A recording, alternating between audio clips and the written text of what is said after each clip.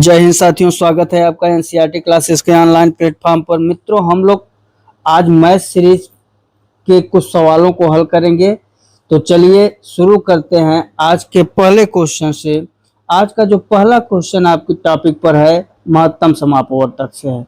इसमें भिन्न का महत्तम समापवर्तक कितना है बताना है।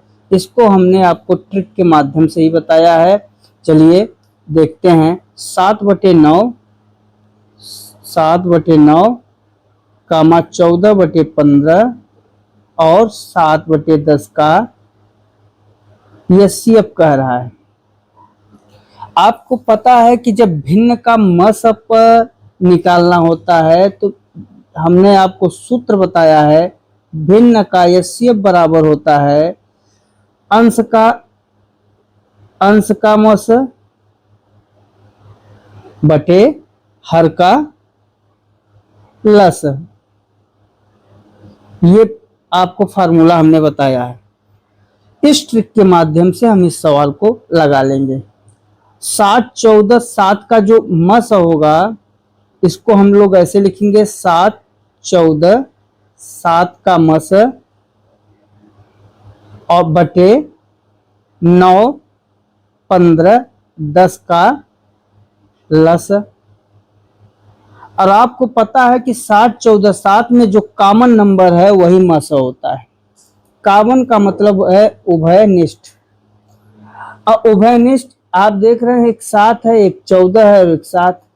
और उभयनिष्ठ इन तीनों संख्याओं में क्या है, आपको 7 मिल रहा है, जो कि 7, 7 में है ही। यहाँ भी 7, 7 में है और 14 में भी 7 है। तो जो आपका मस हुआ कितना हो गया, 7। 9, 15, 10 का लस। तो आपको पता है कि इसकी जो घात होगी 3 स्क्वायर, इसको हम लोग 3 गुणते 5 करेंगे और इसको 2 गुणते 5। आपने देखा यहाँ पे सबसे बड़ी घात 3 स्क्वायर यानी 9, फिर 5 और 2, तो 5 दूनी 10, 9 90।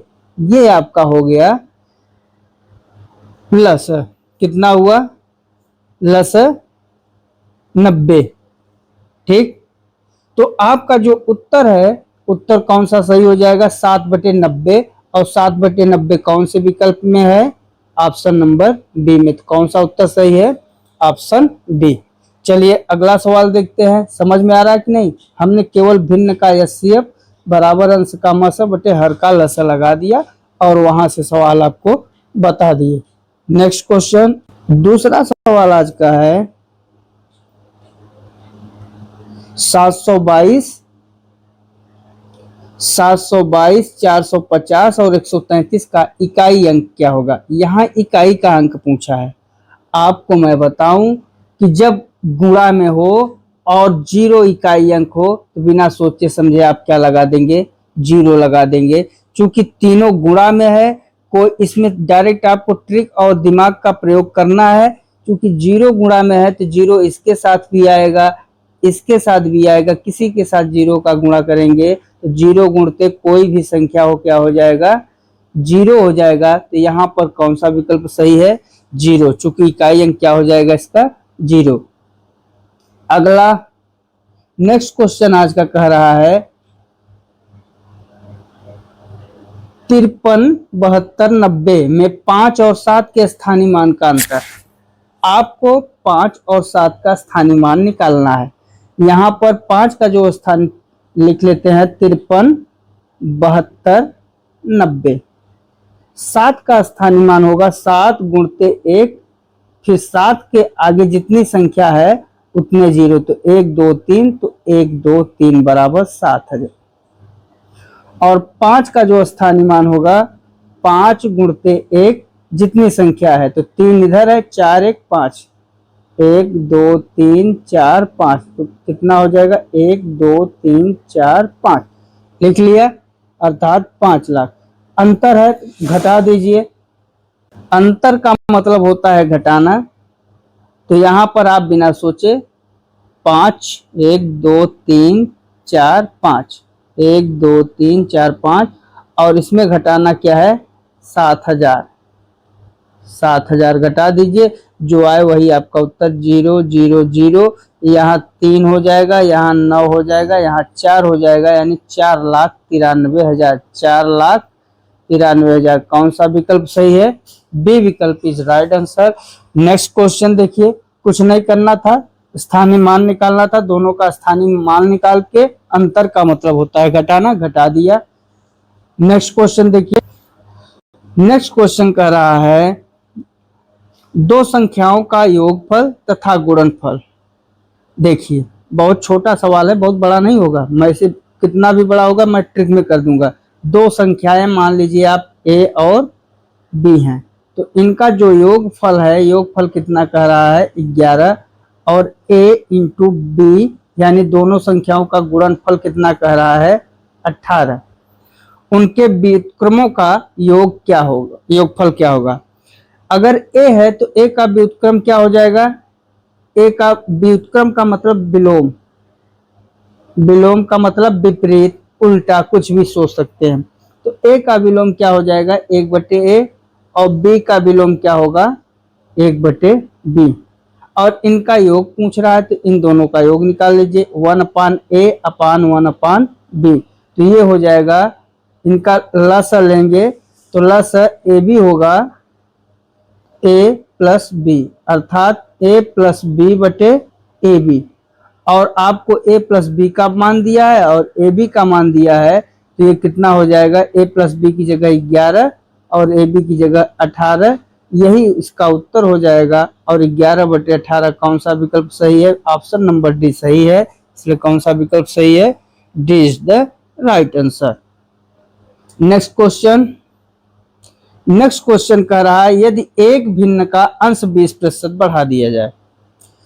भिन्न का अंश कितने प्रतिशत? 20%, और उसका हर भी कितने प्रतिशत बढ़ा दिया जाए? 25%। तो परिणाम स्वरूप इस प्रकार भिन्न प्राप्त होती है, 3/5 प्राप्त होता है। तो मूल भिन्न क्या था, ये आपको ज्ञात करना है। आप जो है मूल भिन्न में अंश को x, या रुक जाइए, इसमें क्या करते हैं, अंश को a और हर को, अंश को a और हर को b मान लीजिए। अब माना अंश a और हर b है। अब जो भिन्न तैयार हुई वो भिन्न क्या हुई? a/b। अगर अंश a और हर b हुआ तो जो भिन्न होगी क्या होगी? a/b।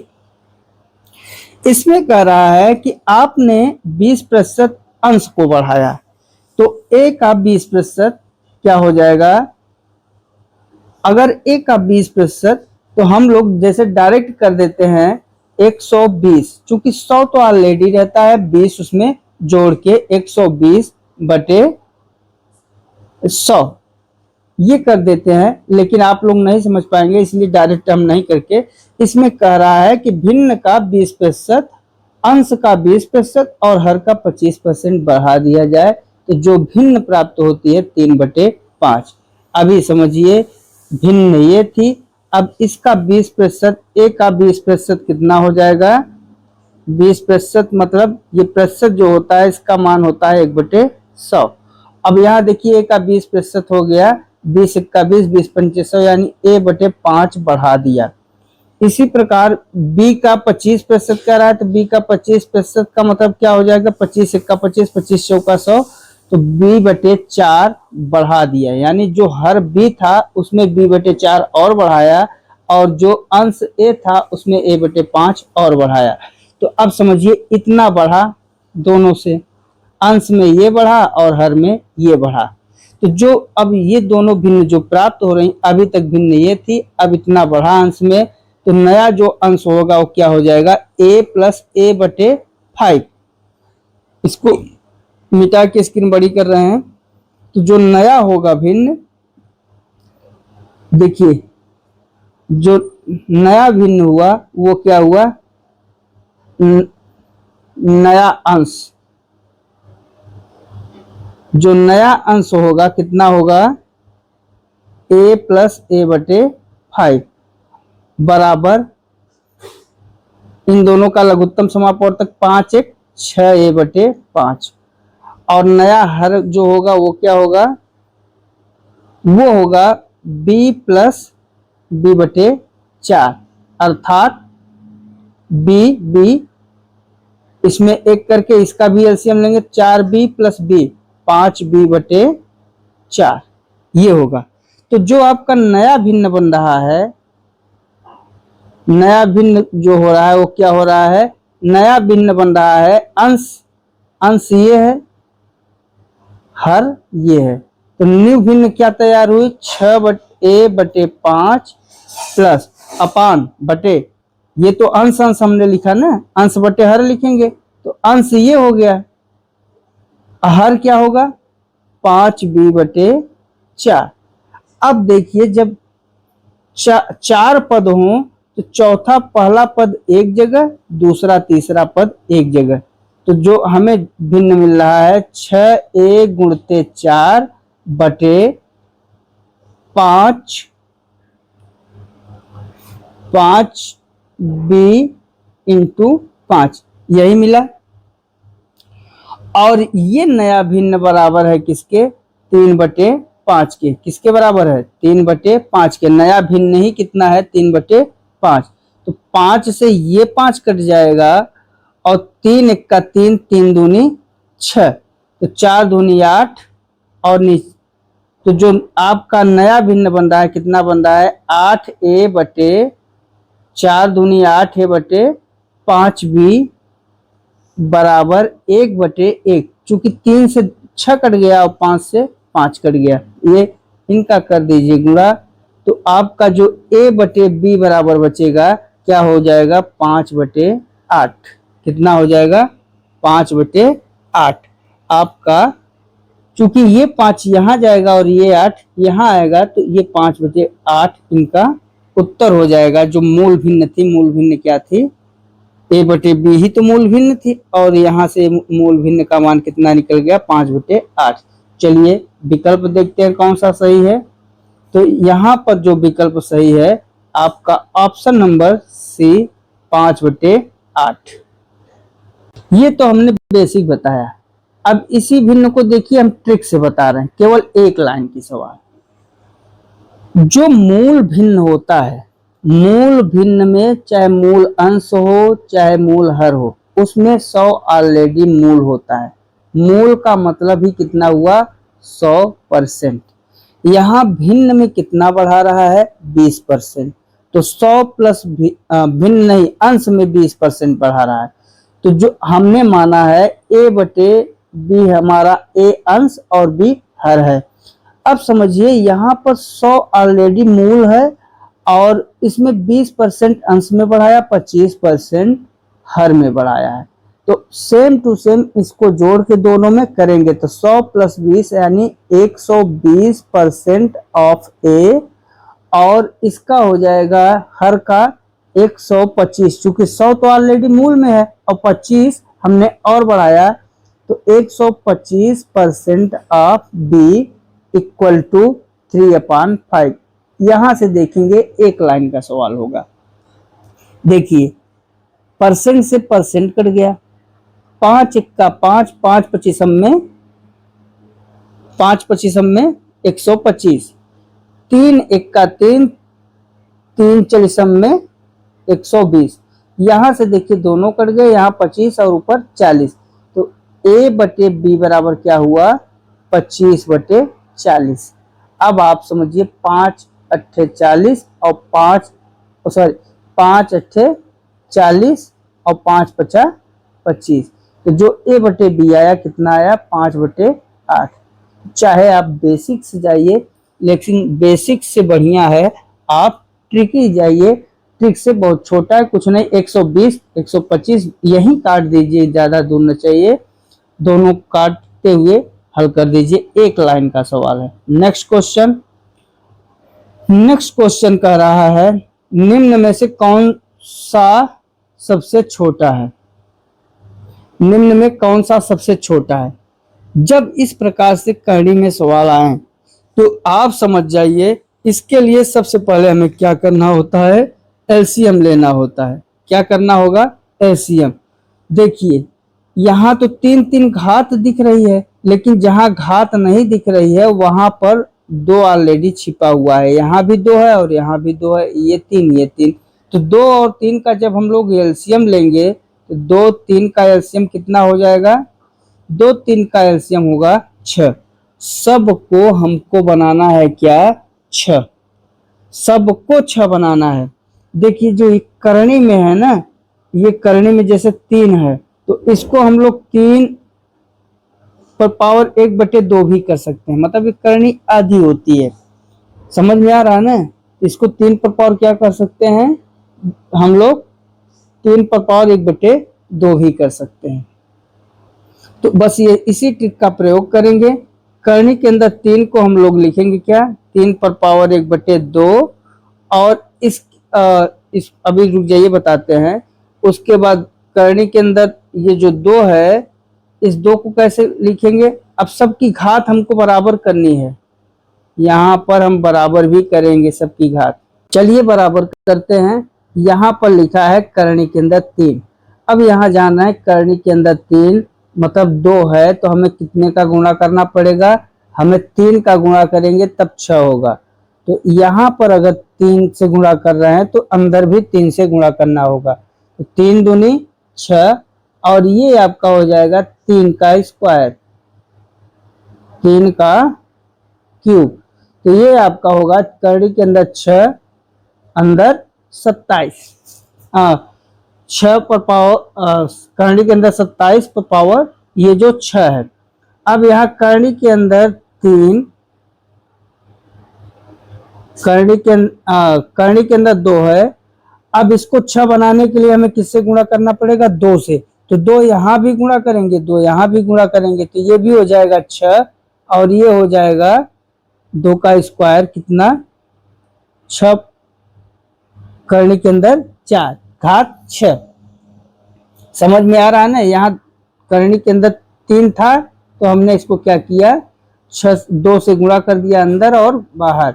उसके बाद इसको देखिए, यहाँ भी 2 है, किससे गुणा करना पड़ेगा, करनी के अंदर 2 है, इसको हम लोग यहाँ 2 ऑलरेडी है, 3 से गुणा करेंगे, 3 दूनी हो जाएगा 6, और यहाँ 2 का क्यूब, चूंकि 3 यहाँ भी 3 यहाँ भी, तो करनी के अंदर 8 पावर घात 6। अब देखिए करनी के अंदर 4,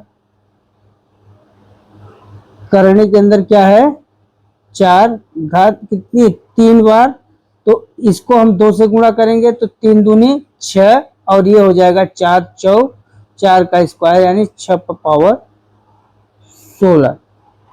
कुछ इस ढंग से बनेगा, ये 16 है, कितना है 16। अब आप देख रहे हैं जब घात सबकी समान हो गई, अब जो संख्या सबसे छोटी होगी वही भिन्न सबसे छोटी होगी। तो यहां देख रहे हैं सबसे छोटे में क्या है, ये 4, 4 से छोटा कोई नहीं है, और ये है किसका, तो ये देख रहे हैं इससे आया है, और ये किससे आया है, इससे, यानी करनी के अंदर 2 जिसकी घात 3 है, अर्थात ऑप्शन नंबर डी यही आपका क्या है उत्तर सही है। नेक्स्ट क्वेश्चन चलिए, हमने क्या किया, यहाँ पर जब ऐसे भिन्न में छोटा या बड़ा जानकारी करना होता है तो जो घात होती हैं उन घात का एलसीएम लेके घात को समान करना पड़ता है। यहाँ जहाँ कुछ नहीं था वहां पर 2 ऑलरेडी रहता है, जहाँ 3 4 है उनको करते हैं। तो यहाँ 2 और 3 था, दोनों का एलसीएम लिया, 6 आ गया। फिर हमने क्या किया, अब सबको बराबर करना चालू किया। तो करनी के अंदर 3 है, यहाँ 2 छिपा है, अब इसको हम 2 छिपा है, 2 को 6 कैसे बनाएंगे, तो 3 से गुणा करेंगे, 2 तिहाई 6। अब इसको 3 पर पावर 3 कर दिया, 3 त्रिका 9 त्रिक 27 बना। ठीक इसी प्रकार सबकी घात हमने बराबर कर ली। घात बराबर करने के बाद यहाँ जो सबसे छोटा मान मिलेगा वही क्या होगा, वही भिन्न सबसे छोटी होगी। तो देखा सबसे छोटा क्या है 4। अब 4 कहाँ से मिला, यहाँ से, और ये कहाँ से मिला, यहाँ से। तो ये देख रहे हैं किस ऑप्शन में है, डी ऑप्शन में है। नेक्स्ट क्वेश्चन देखिए, अगला क्वेश्चन जो है, अगला क्वेश्चन आपका है सिंप्लीफिकेशन यानी सरलीकरण से, सरलीकरण से है। इसमें कह रहा है 60/5 गुणते, ये दिया हुआ है कोष्ठक में 16-8/2 फिर भागा 3। जब सरलीकरण करेंगे तो सरलीकरण में सबसे पहले हम लोग कोष्ठक को तोड़ते हैं।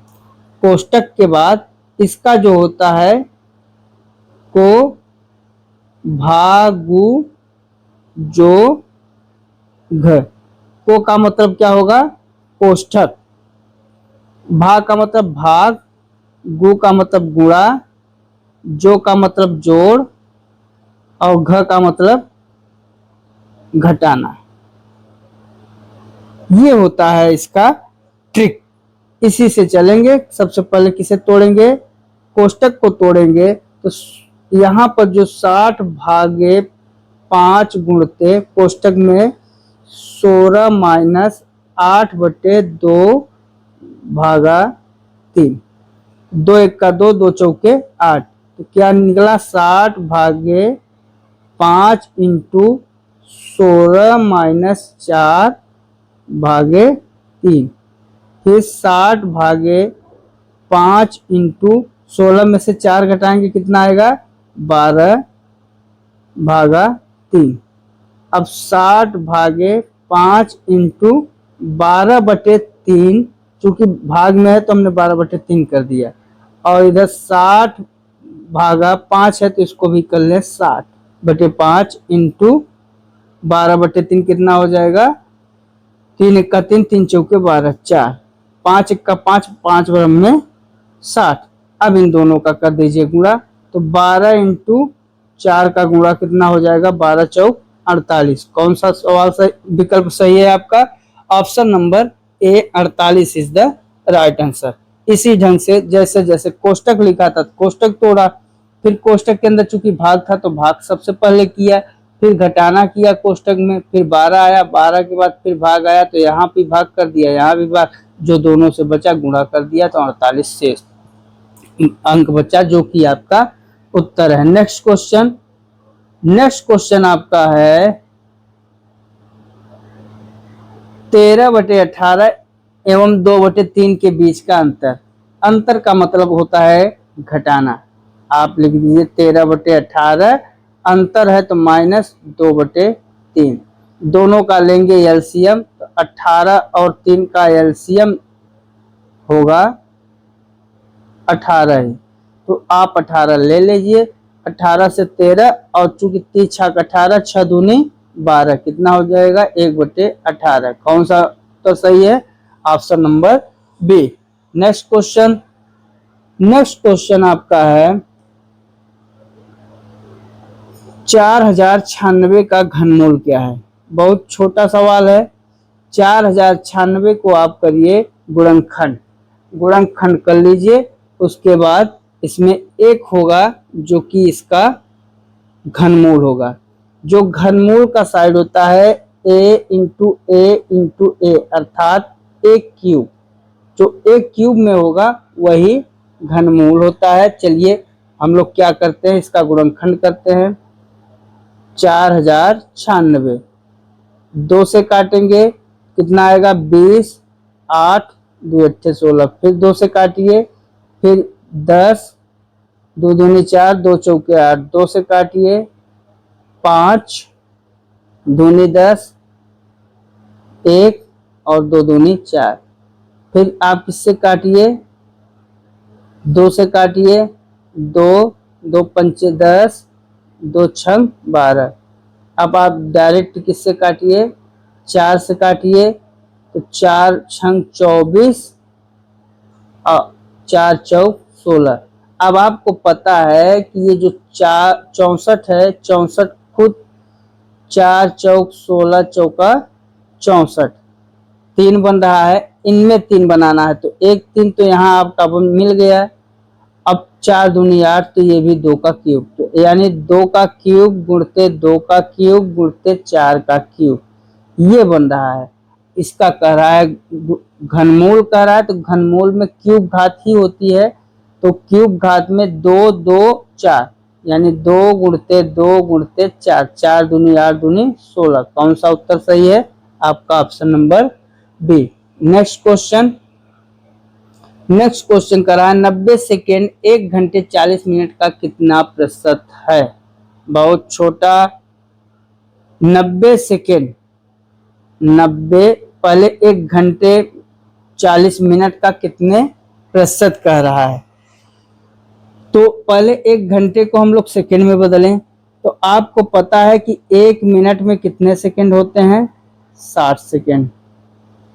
और एक 1 घंटे 40 मिनट का रहा है तो 1 घंटे में कितने मिनट होते हैं।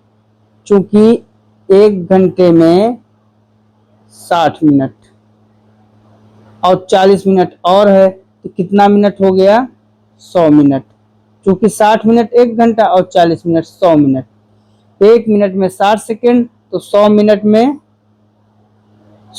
क्या हो जाएगा 100 गुणते 60 सेकेंड। समझ में आया कैसे। क्योंकि 1 घंटे में 60 मिनट तो 60 मिनट ये हुआ 40 मिनट है तो 60 40 100 मिनट हो गया। 1 मिनट में 60 सेकेंड तो 100 मिनट में 100 गुणते 60 सेकेंड हो जाएगा। आपको बताना है कि 90 सेकेंड इसका कितने प्रतिशत है, मतलब 1 घंटे 40 मिनट का कितने प्रतिशत है। तो 90 सेकेंड x प्रतिशत है यानी 100 इंटू 60 सेकेंड का इंटू, चूंकि परसेंट में करा इसलिए 100% करेंगे। तो देखिए 2 ऐसा करते हैं, इसको काटते हैं 0। अभी रुक जाइए, 100 से 100 को काट ही दिया जाए। 30 दूना 60 सेकेंड से सेकेंड कट गया। 30 दूना 60 30 तिहाई 90। 3/2% और 3/2% को हम लोग क्या कहते हैं 1.5%। अर्थात कौन सा विकल्प सही है, एक विकल्प सही है। नेक्स्ट क्वेश्चन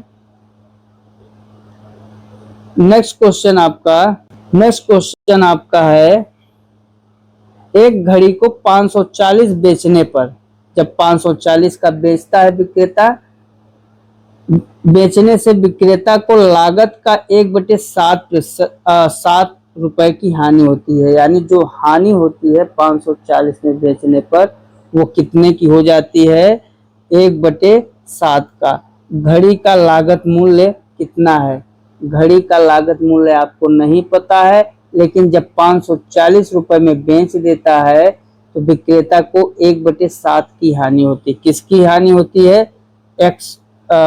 अगर आपने अमाउंट को माना है, अमाउंट मतलब कौन, क्रय मूल्य को हम लोग क्या कहते हैं कास्ट प्राइस सीपी को आपने माना है x रुपए।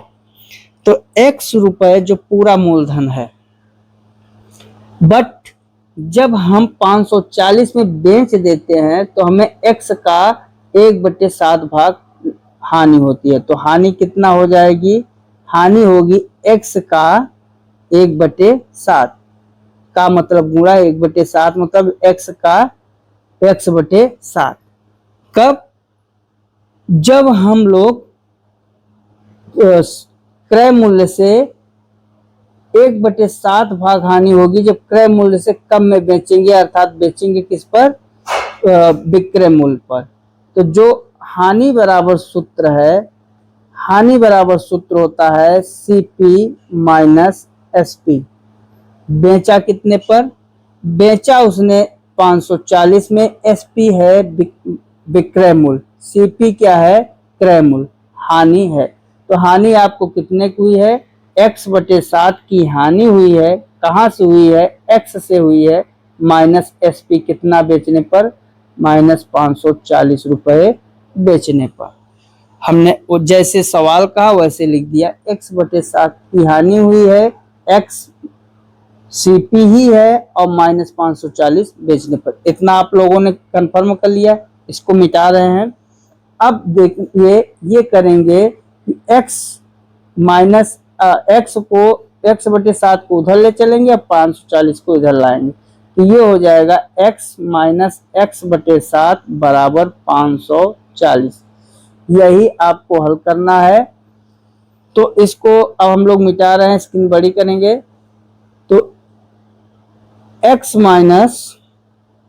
x माइनस एक्स बटे 7 बराबर 540। हल करिए, एलसीएम लीजिए तो इसका एलसीएम होगा 7, 7 एक का 7, 7x माइनस एक्स बराबर 540, या 7x में x घटाएंगे तो 6x बटे 7 बराबर 540। अब इसका करिए तिर्यक गुणा, तिर्यक गुणा करेंगे तो 6x बराबर 540 इंटू 7, 6 एक का 6, 6 9 54, x बराबर हो जाएगा 90 गुणते 7, या x बराबर होगा 9 7 63 630, और यही x को आपने क्या माना है, सीपी। तो ये आपका हुआ क्या, बेसिक ढंग से। बेसिक ढंग से x की वैल्यू कितनी आ गई, 630 रुपए। चलिए हम लोग क्या करते हैं, ट्रिक का भी प्रयोग करते हैं। 630 रुपए ऑप्शन है, यहाँ पर देखिए हम ट्रिक से सवाल लगाएंगे, यानी आपका इसमें विकल्प नंबर बी करेक्ट है। अब देखिए जो ट्रिक है हमारे पास, ट्रिक यही है कि आप जो क्रय मूल्य है उसे अनुपात रूप में एक मानिए तो 1 माइनस 1/7 हो जाएगा इक्वल टू 540। कैसे किया, क्योंकि 540 में बेच रहा है तब एक में से इतने का नुकसान हो रहा है, तो 6/7 का ये रेशियो बता रहे हैं, अनुपात 540 होता है। कैसे हमें पता, क्योंकि मूल्य कुछ भी है, क्रय उससे हमें नहीं जानकारी है। जो विक्रय है वो 540 की हो रही है, और जब 540 में बेच रहा है तो 1/7 की हानि हो रही। कहाँ से हो रही है, एक के अनुपात से। तो एक माइनस 1/7 बराबर 6/7 का अनुपात 540 हुआ। 6 एक का 6, 6 9 54। उसके बाद इसका करेंगे तिर्यक गुणा, तो एक का अनुपात हो जाएगा 90 इंटू 7 बराबर 630, और यही हमने एक को ही क्या माना है, सीपी, तभी तो एक से घटाए हैं। तो समझ में आ रहा है ना। तो अनुपात रेशियो से आप एक लाइन का सवाल इस ढंग से कर सकते हैं, ठीक। और अगर देखना चाहें ट्रिक तो और भी ट्रिक हैं।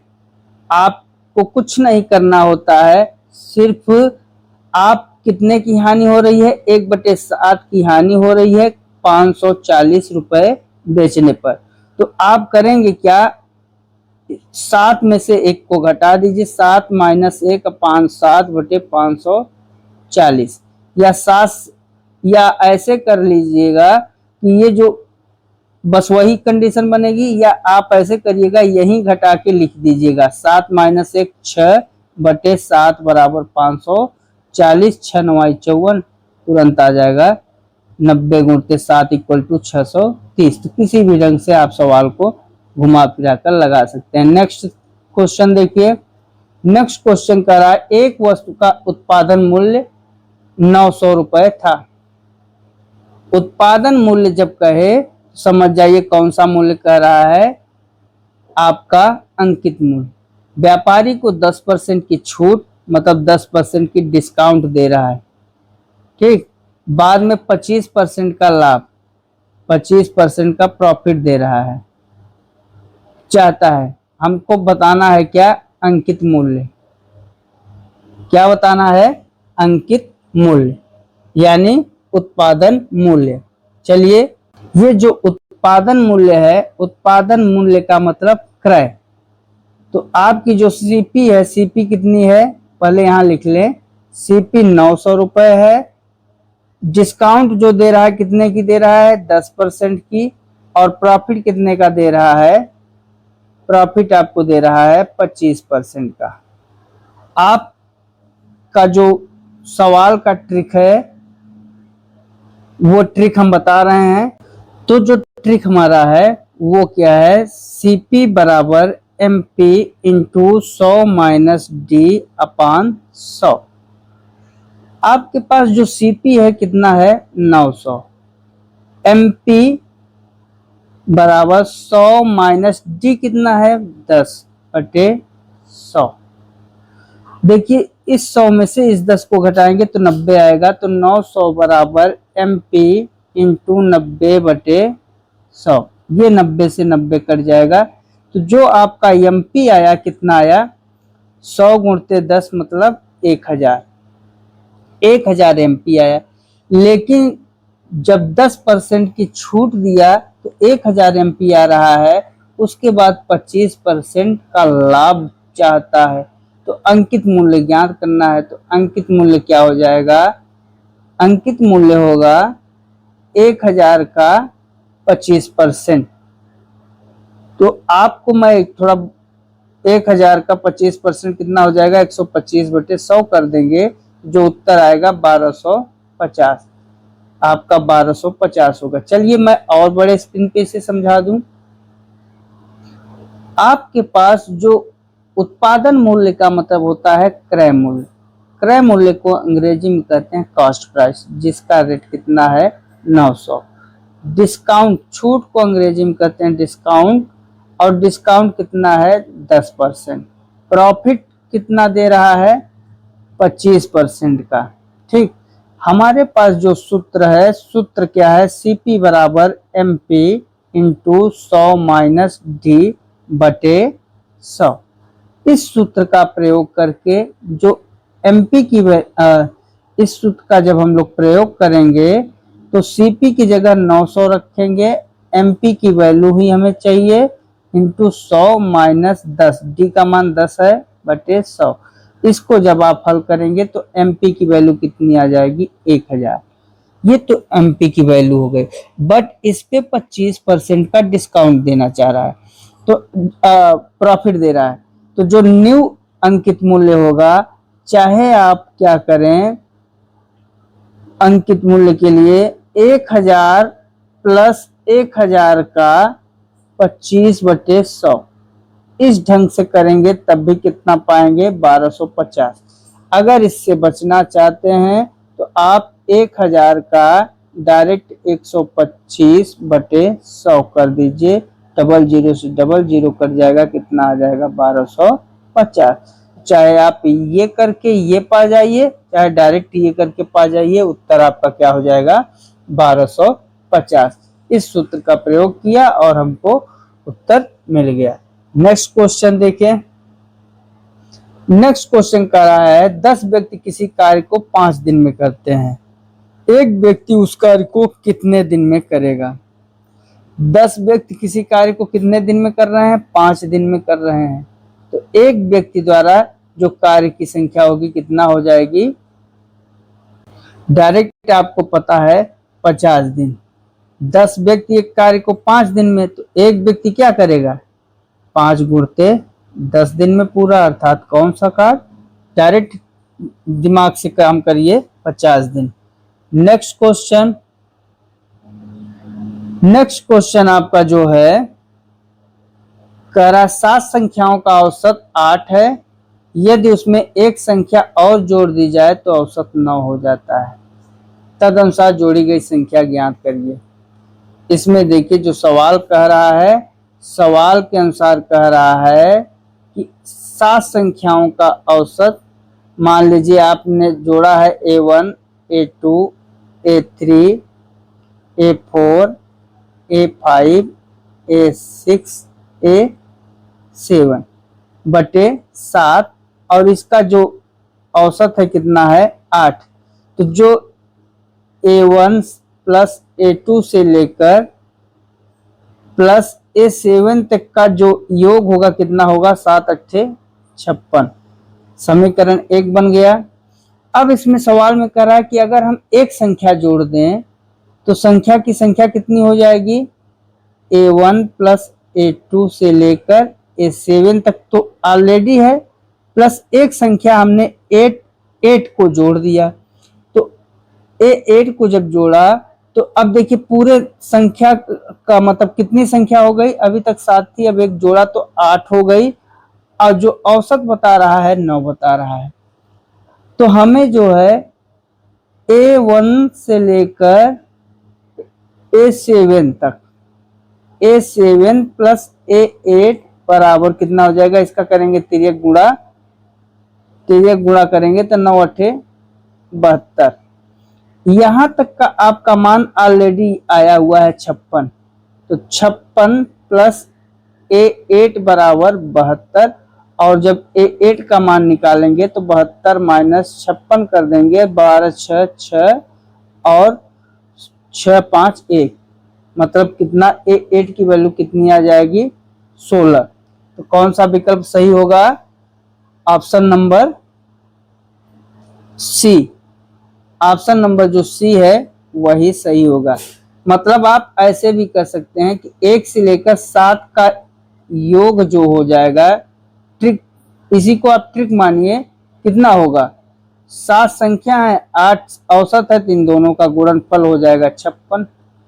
8वीं संख्या जोड़नी है तो 8वीं संख्या 1 से लेकर 7 का योग प्लस 8वीं संख्या बराबर कितना बटे 8, बराबर औसत कितना कर रहा है 9। 9 8 72, 1 से 7 का योग आपके पास 56 ऑलरेडी है। 56 प्लस 8वीं संख्या बराबर 72, या 8वीं संख्या बराबर कितना हो जाएगा 72 माइनस 56 इक्वल टू 16। तो इस ढंग से भी कर सकते हैं जो आपको समझ में आए। नेक्स्ट क्वेश्चन देखिए। नेक्स्ट क्वेश्चन कह रहा है 6000 का 8% वार्षिक ब्याज की दर से 3 वर्ष का साधारण। यस, देखिए यहां पर दिया है P बराबर 6000, R बराबर ऑलरेडी दिया हुआ है 8% और समय दिया हुआ है 3 वर्ष। तो जो सिंपल इंटरेस्ट SI होता है PRT बटे 100 होता है। यहां से आप SI बराबर 6000, उसके बाद R की वैल्यू है 8 और T की वैल्यू है 3 बटे 100। डबल जीरो से डबल जीरो कटा, 60 गुणते 8 गुणते 3, 60 तिहाई हो जाएगा 180, 180 गुणते 8 और ये होगा 18 अट्ठे 144, 1440। नेक्स्ट क्वेश्चन देखिए। नेक्स्ट क्वेश्चन है एक आयताकार बगीचे की लंबाई चौड़ाई 30 मीटर और 20 मीटर है। इस बगीचे के चारों ओर बाहर की तरफ 2 मीटर चौड़ा रास्ता है। इस रास्ते का क्षेत्रफल वर्ग मीटर में क्या होगा? देखिए जो सवाल कह रहा है एक आयताकार बगीचे की लंबाई और चौड़ाई क्रमशः 30 मीटर और कितना है 20 मीटर है। इस बगीचे के चारों ओर बाहर की तरफ से कहा है, बाहर की तरफ से 2 मीटर चौड़ा रास्ता जाता है। इसका क्षेत्रफल वर्ग मीटर में क्या होगा इस रास्ते का? पहले सवाल को समझ लीजिए, लगाएंगे हम बाद में, पहले सवाल को समझिए। सवाल क्या कह रहा है यही पहले समझ लीजिए, फिर हम आगे पढ़ते हैं। देखिए सवाल जो कह रहा है कि हमारे पास एक आयताकार फील्ड है। क्या है? आयताकार फील्ड, जिसकी जो चौड़ाई है कितना है, लंबाई 30 मीटर और चौड़ाई जो है वो कितना है 20 मीटर। लेकिन इस आयताकार मैदान के चारों ओर बाहर तरफ से, अर्थात इसका जो बाहरी हिस्सा है ये वाला, इस बाहर तरफ से 2 मीटर चौड़ा रास्ता, 2 मीटर चौड़ा रास्ता है। इसकी जो चौड़ाई है कितना है 2 मीटर, इधर भी 2 मीटर, इधर भी 2 मीटर, चारों तरफ से 2 मीटर चौड़ा रास्ता जाता है।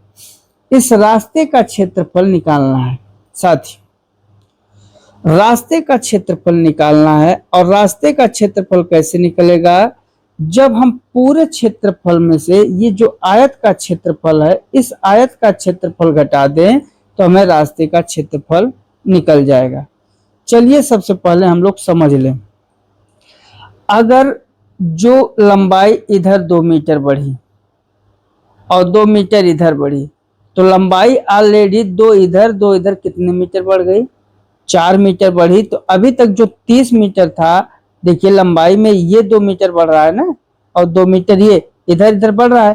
तो जो 30 मीटर लंबाई था वो 30, 2 दूनी 2 इधर बढ़ेगा 2 इधर, तो कितना हो जाएगा 34 मीटर। चौड़ाई जो इधर 2 मीटर बढ़ी है और 2 इधर मोटाई बढ़ी है, तो 2 दूनी 4, 24 मीटर चौड़ाई हो जाएगी। चूंकि 20 है और 2 इधर 4 बढ़ गए।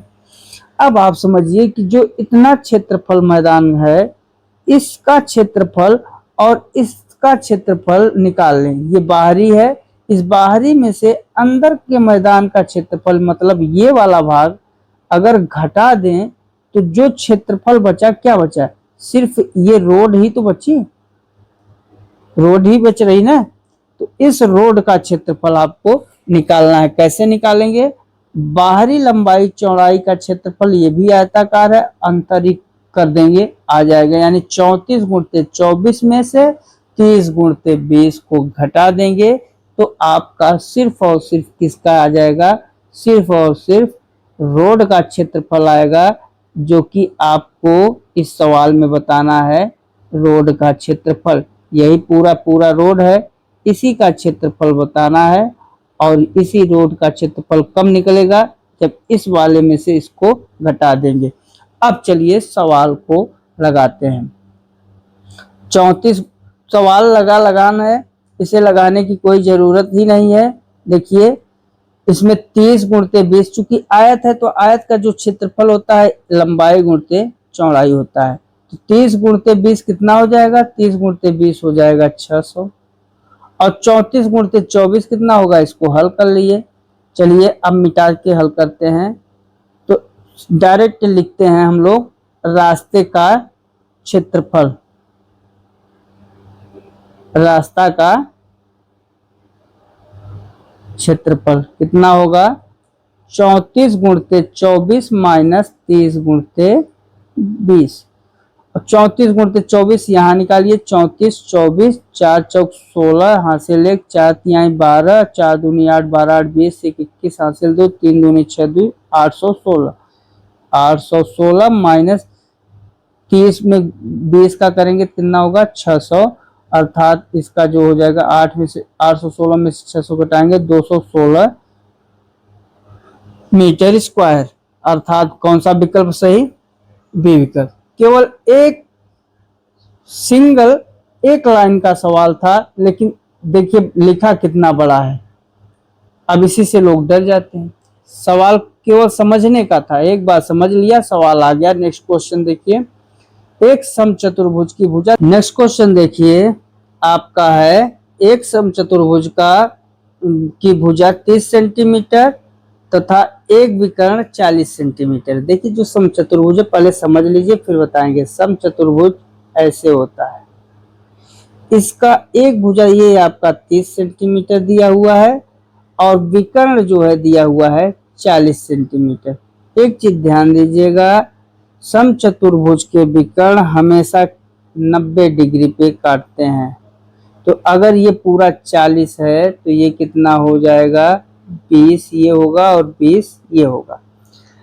अब अगर ये ए बी सी डी और ये ओ है तो हमें पता है कि आपके पास ए बी भी पता है, और ये जब 90 डिग्री है तो ए बी क्या हो गई? कर्ण हो गया।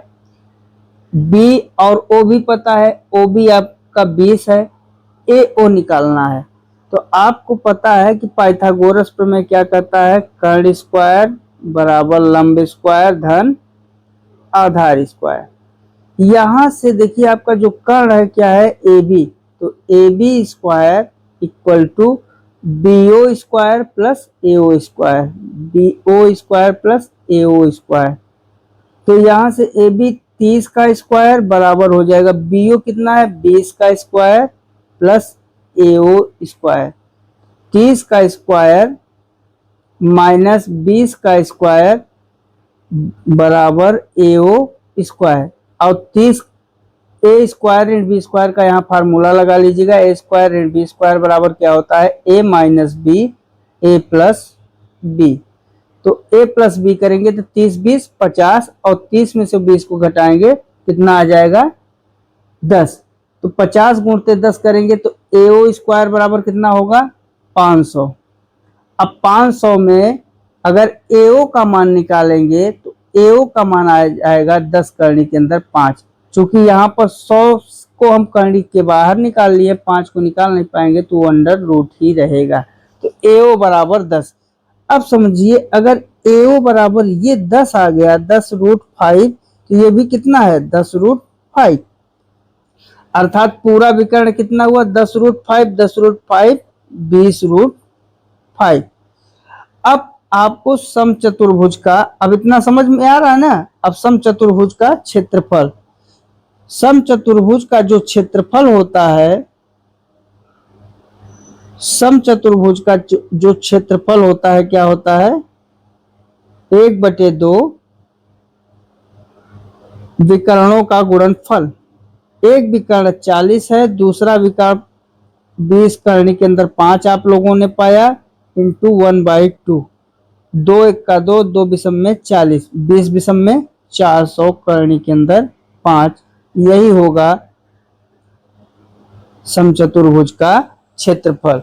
अर्थात कौन सा विकल्प सही है, विकल्प नंबर आपका 400 करनी के अंदर 5 कौन सा है, बी। नेक्स्ट क्वेश्चन चलिए देखते हैं। एक आयत की लंबाई तथा चौड़ाई का अनुपात 5:3 में है। देखिए यहाँ L अनुपाते B बराबर कितना दिया है 5:3। आयत का जो क्षेत्रफल है 240, यानी L इंटू बी का है कितना आपका 240 मीटर स्क्वायर। आयत का परिमाप, आयत का जो परिमाप होता है 2L + B, ये आपको निकालना है। इसके लिए आपको निकालना होगा क्या, इसके लिए आपको निकालना होगा लंबाई का मान और चौड़ाई का मान। मित्रों यहाँ पर देखिए, जब अनुपात में कोई चीज आ रहा है तो वही चीज कॉमन हटती है जो कि आपके चौड़ाई में भी होगी और लंबाई में भी होगी, वही संख्या यहाँ से हटी है। चूंकि ये अनुपात का मतलब एक तरीके से भिन्न। अब देखिए जो लंबाई में है वही चौड़ाई में है, दोनों कट जाते हैं।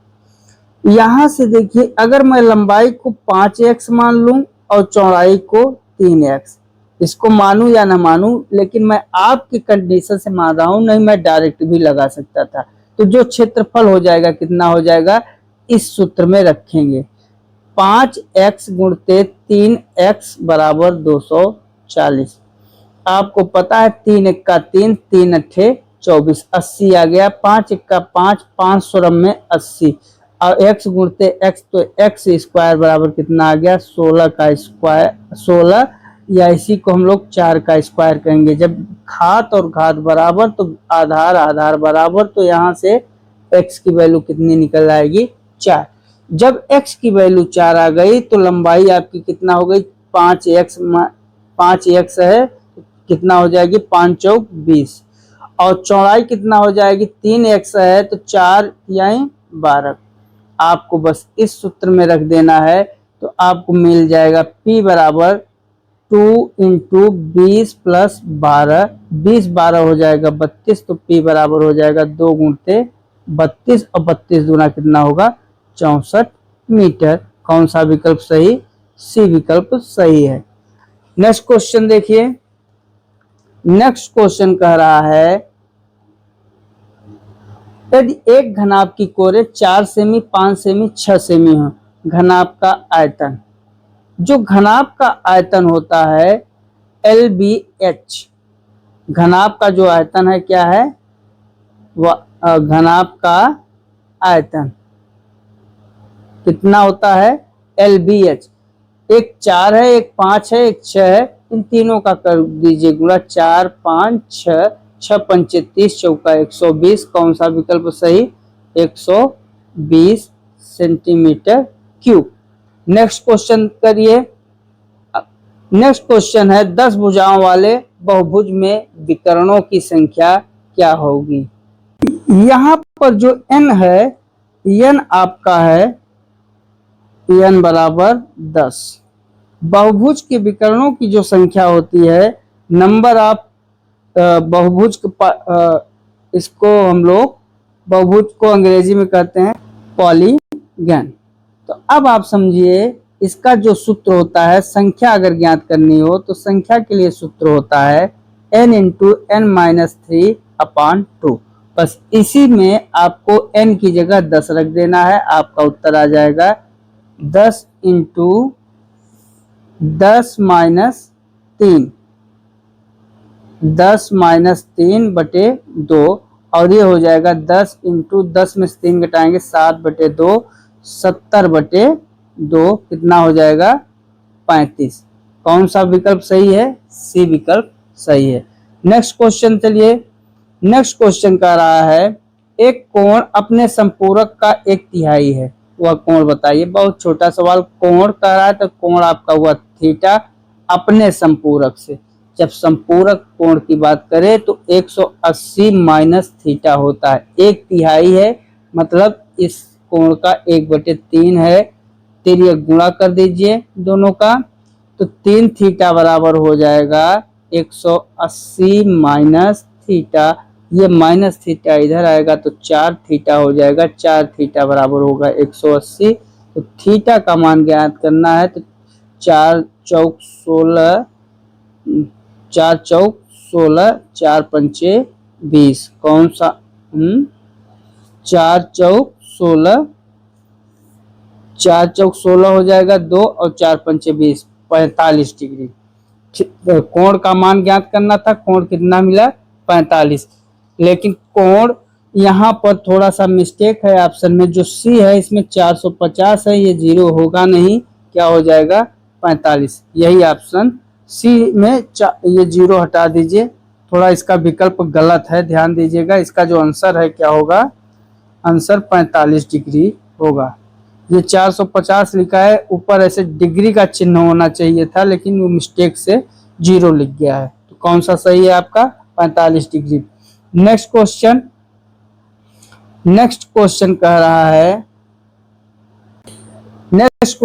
रहा है कि नाविक सोमवार से रविवार तक 100 रुपए, 80 रुपए, 120 रुपए, 105, 86, 112 और 97 आय हुई, उसकी औसत आय ज्ञात करना है। सोमवार से रविवार तक कितने दिन होते हैं? 1, 2, 3, 4, 5, 6 और 7। 7 दिन का औसत निकालना है तो इनका हो जाएगा 100 plus 80 plus 120 plus 105 plus 86 plus 112 plus 97 बटे कितना होगा 7। यही इसकी एवरेज इनकम प्रतिदिन की होगी। और इसको आप लोग जोड़िए तो 100, 120 और 80 हो जाएगा 200, 200, 100, 300, 300, 405, 405 और यहाँ 100 मिल गया आपको 505 और 97, 12, 5 और 80 जोड़िए 505, 80 मतलब 585, 6 यहाँ से 97, 12, 6 जोड़ लीजिए।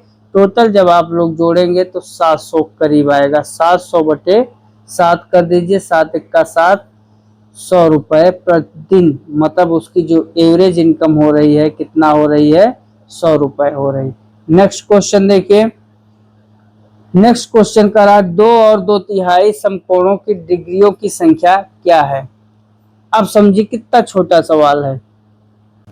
यहाँ पर जो 2 है, 2 का मतलब क्या हो जाएगा, 2 का मतलब और 2/3 समकोणों की डिग्रियों की संख्या ज्ञात करना है। तो 2 समकोण कितने के बराबर होंगे? 2 समकोण होंगे 90 प्लस 90 बराबर 180 हुआ। और 2/3 समकोण, 2/3 समकोण कितना होगा? 2/3 समकोण होगा, समकोण को 90 कहते हैं तो 90 और 2/3 क्या कहेंगे 2/3, 3/3 90, 30 आया, 30 दूनी 60, 60 आ गया। अब इनकी संख्या टोटल करना है तो 180 ये हुआ, 60 डिग्री ये हुआ, 180 और 60 को कर दीजिए 8, टोटल कितना हो जाएगा 18, 6, 24, 240 डिग्री। कौन सा सही है? 240, ए विकल्प सही है। नेक्स्ट क्वेश्चन चलिए देखते हैं। नेक्स्ट क्वेश्चन है आपका, नीरज के वेतन का 3/2 पंकज के वेतन का 1/4 के समान है। जो नीरज है इसका 3/2 पंकज के वेतन के, जो पंकज है इसके वेतन के 1/4 के समान है। उनका कुल वेतन RS मतलब रुपीज 42,000, मतलब दोनों का वेतन मिला के कितना है 42,000। 42,000 में नीरज प्लस पंकज दोनों का वेतन है ये 42,000। तो हमें ज्ञात क्या करना है, पंकज का वेतन। पंकज का वेतन ज्ञात करना है तो नीरज की वैल्यू यहां से निकाल लें। तो नीरज की वैल्यू क्या हो जाएगी, 2 1 का 2, 2 दूनी 4। तो नीरज की वैल्यू होगी, नीरज बराबर पी बटे तिर्यक गुणा करेंगे तो 3 दूनी, यहाँ से ये तिर्यक गुणा हुआ ना, 2 से तो 2 हमने 4 को काटा तो 2 बार गया, अब तिर्यक कर रहे हैं 3 दूनी 6, तो पी बटे 6। बस यही n की जगह पी बटे 6 लिख दीजिए, मान आ जाएगा तुरंत उत्तर। पी बटे 6 प्लस पी बराबर 42,000। तो इनका जब एलसीएम लेंगे तो ये होगा 6 1 7, 7 पी बटे 6 बराबर हो जाएगा 42,000। तो 7 1 का 7, 7 छंग 42, 6 छंग 36। तो पी की वैल्यू कितनी आ जाएगी, 36,000। और इसमें कौन सा विकल्प सही है, option number D is right answer. Next question, next question कह रहा है निम्नलिखित में सबसे बड़ी भिन्न क्या है। सबसे बड़ी भिन्न बतानी है, 6 बटे 7, इसको आप दशमलव में रखिए। जब इसको आप दशमलव में रखेंगे तो ये आ जाएगा 7 8 56, मतलब 8 5 7 के करीब आएगा। 4 बटे 5, 4 बटे 5 को जब रखेंगे दशमलव में तो आ जाएगा 5 8 40 समथिंग 8.800 आएगा। 5 बटे 6, इसको जब रखेंगे तो 0.6 2 50 36 18 समथिंग 8.3। 7 बटे 8 को रखेंगे तो ये होगा 70, 8 अठाई 64.8 और 8 अठाई 64, फिर आ गया 6 8 7 56। अब इसमें सबसे बड़ी भिन्न देखना है। सबसे बड़ा भिन्न देखिए 0.87 है, उसके बाद आपका 85 है, मतलब 87 85 फिर 80 फिर 83 फिर 80। कौन सा बड़ा है, ऑप्शन नंबर डी बड़ा है, इसलिए कौन सा भिन्न बड़ा हो जाएगा, 7 बटे 8। तो साथियों आज हमने कुछ महत्वपूर्ण भिन्न दशमलव हर एक टॉपिक के कुछ महत्वपूर्ण सवाल को लगाया। इन सब से आपको हर एक टॉपिक का जो ट्रिक मिला, इस ट्रिक से आप 100 से 150 सवालों को हल कर सकते हैं। तो ये जो मॉडल पेपर था, ऐसे ही मॉडल पेपर अभी तक टेट परीक्षा में आए हुए हैं या आते हैं। आपको बस इनका पूरा स्ट्रक्चर संरचना याद करनी है कि इस सवाल को किस ढंग से लगाना पड़ता है या लगाया जाता है। वैसे बस बहुत होगा, नंबर चेंज कर सकता है, लेकिन सवाल का जो दायरा है ऐसा ही रहेगा। तो मित्रों आज हम लोगों ने इतना पढ़ लिया। मिलते हैं अगले वीडियो में अगले सीरीज के साथ। तब तक के लिए जय हिंद, जय भारत।